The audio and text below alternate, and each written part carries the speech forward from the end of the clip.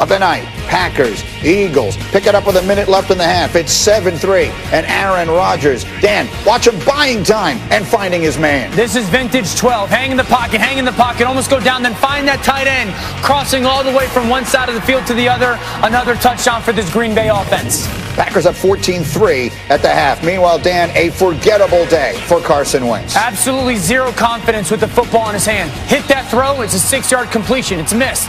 3rd and 14, I know. Look at the hanging in the pocket, trying to drive this football to the sideline, but it's high and hot. Why? Because you aren't trusting anything when it comes to playing the position of quarterback. Went 6 of 15 for 79 yards. Meanwhile, in the third quarter, Packers at their own 1-yard line. No problem. Aaron's airing it out. What a throw. I mean, before that backside corner gets there, but look at just this catch by Davante Adams. Strong hands, collision, then I love this play. You get that corner to safety to replace, kick it to him on the bubble, and he's got to have the effort and the drive to get into the end zone. It's a 99-yard drive. Rodgers, the fastest player ever to 400 passing touchdowns. But hold on. The story now, Dan, is this. Jalen Hurts is in and Carson Wentz is out. And this is something that he did really well. Move the pocket. This offensive line struggling, but climb and then see that defender a little low, put that ball over his head. Finally, Philly in the end zone. The Eagles get to within 23-10, under 7 minutes to play. Now they're punting. So, Dan, when you don't have a lot going offensively, get it from your special teams. We got a bobble, we got a scoop, and we got a score. And this is something that Jalen Reagor has as a talent, kind of that yak, yards after catch. Great move on the punter. Pat McAfee would be disgusted with that tackle effort. And now the Eagles are like, okay, maybe we got a chance to go win this game. But the other team has Aaron Rodgers, and the other team has Aaron Jones. Rex Ryan, how about this run? Oh, my goodness, man. This guy right here is so legit. He could carry a team himself. Oh, by the way, he doesn't have to. Look at the hustle by his lineman down the field. David Bakhtiari and company. Great run by Aaron Jones. 77-yard touchdown. Packers up 30-16. Then under 2 minutes left, Hurts has to try and find some magic, and he cannot. This one's going to be picked off by Darnell Savage, and that's all she wrote. Aaron Rodgers, 295 and 3 scores. But the story, for sure, is Carson Wentz to the bench. Now what happens? Let's hear from the QB. I didn't know what the plan was fully. I was just told he was going in for the next play and next series, so I didn't really know what was going on there. But obviously that's frustrating as a competitor, and just the personality that I have. I want to be the guy out there, but it is what it is, and they made the call today, and at the end of the day we lost. As a team we lost, and that's what I think for me I'm most frustrated about. Okay, so we have probably spoken about Carson Wentz as much as we have any other player in the National Football League over the course of the last few years on this program. And Dan Orlovsky, you have been in the center of so much of that conversation. So on this, the morning after he legitimately gets benched, what is the first thing you want to say? Carson Wentz is broken, and Jalen Hurts needs to be their starting quarterback next week. I mean, the confidence doesn't come from always being right. Confidence comes from not fearing being wrong. And right now, he just plays fearful football. He's fearful of making the wrong decision. He's fearful of missing throws. He's fearful of making the mistake. That's not his style of football. And this is a quarterback that used to play with a freedom, a confidence, a belief that he was one of the best players on the field. Now, he has no confidence in his game. He has no confidence in the people that he's doing things with. Now, listen, they gave him the biggest guaranteed contract in the history of football, and then within the same year, they drafted a quarterback in the second round. There's a seed of doubt from my general manager. And then in a game where I'm not playing well enough, yesterday, Doug Peterson, my head coach, benches me for that quarterback. There's another seed of doubt. But I have two problems with Carson Wentz right now. One, with the lack of communication with the head coach, saying I didn't really know the plan. That's either on the head coach to not have the confirmation and that conversation, or the quarterback to go, what's the deal? The quarterback to go and have that conversation. Then two, we didn't play this sound, but he said this. A lot of those things are out of my control. Carson, I've had your back for a long time. That's a bunch of baloney. This is in your control. Boy, you almost cussed, Dan? Dan, did you almost cuss? You said I call myself so. That's how I deal with my kids sometimes.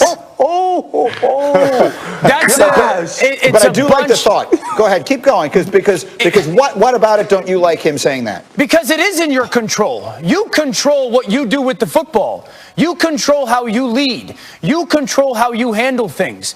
And in your 5th year in the NFL, you should have the emotional security and the emotional confidence to not care what other people are saying and the decisions that are made around you. And you should be able to have those blinders on, because you can't say it's out of my control. Because at the end of the day, I remember Gary Kubiak saying to me this very clearly.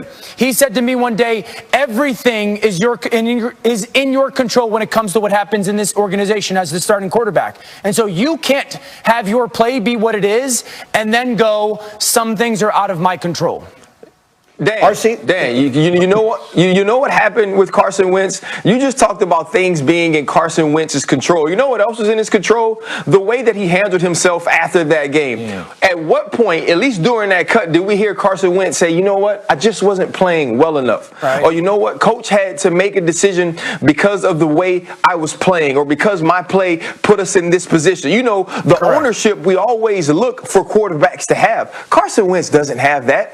And listen, he had backed Doug Peterson into a corner like Nate Robinson fighting Jake Paul. He had to come out swinging. Sometimes you come out swinging, you get put to sleep. Sometimes you win the fight. But that's where Doug Peterson was. And so he puts Jalen Hurts in the game, and he makes the right decision. And Jalen Hurts lights a fire under this team. And they at least look like a team that can move the football and score points. And so now Doug Peterson, going into the next week, has no choice.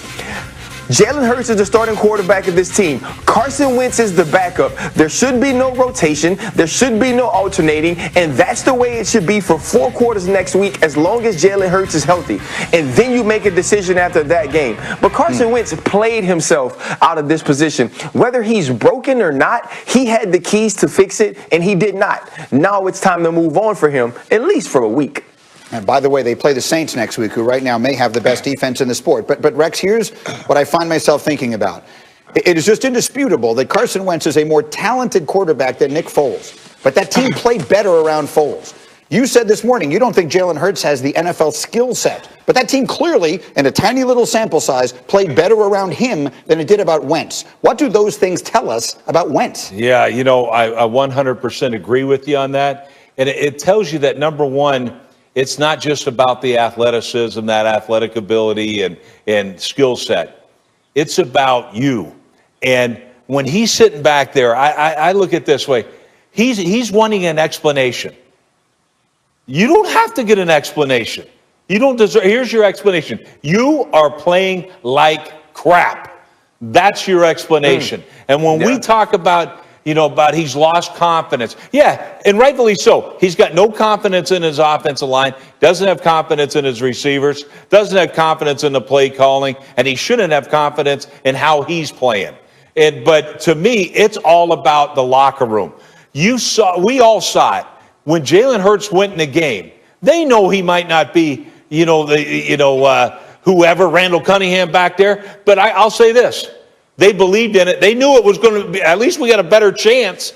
And that's how the team played. The whole team picked it up. Special teams, defense, everybody picked it up. They have no choice. Jalen Hurts has to be the quarterback now. That's 3 for 3. We all of this group here today believes Jalen Hurts should be their quarterback next week. Can we take one moment on Aaron Rodgers, who again in that game became the fastest quarterback ever to 400 touchdown passes. And right now, Dan, it looks very much sort of neck and neck with Patrick Mahomes for the MVP of the league. Oh, there's no question about it. This is a two-man race, and they're side by side. Patrick Mahomes is playing great. Aaron Rodgers playing just as good. And Aaron Rodgers is doing it probably with a less loaded roster, certainly offensively. Him and Davante Adams are the best 1-2 punch in football right now, quarterback to wide receiver. They're the best 1-2 punch in football right now. They're seeing the game the same way. They've got a great feel for each other, and I don't think that there's a defense that can slow them down because of that and the reps that they have.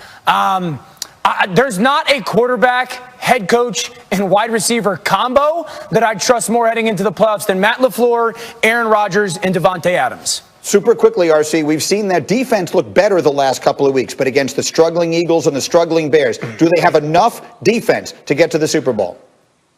I still need to see more. I need to see more. Jair Alexander's playing extremely well, but we haven't seen them dominate against offenses that we were scared of. Even if you go back to the Indianapolis